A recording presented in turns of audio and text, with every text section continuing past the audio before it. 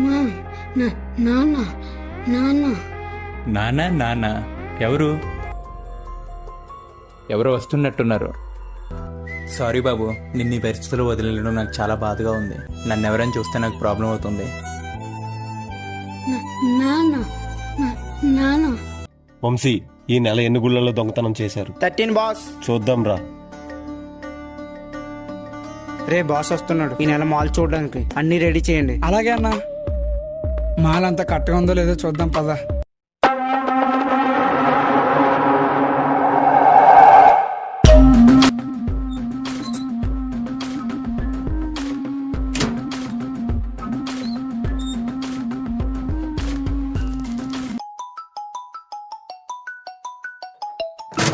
Hello, ఏంటి వీడియోనా?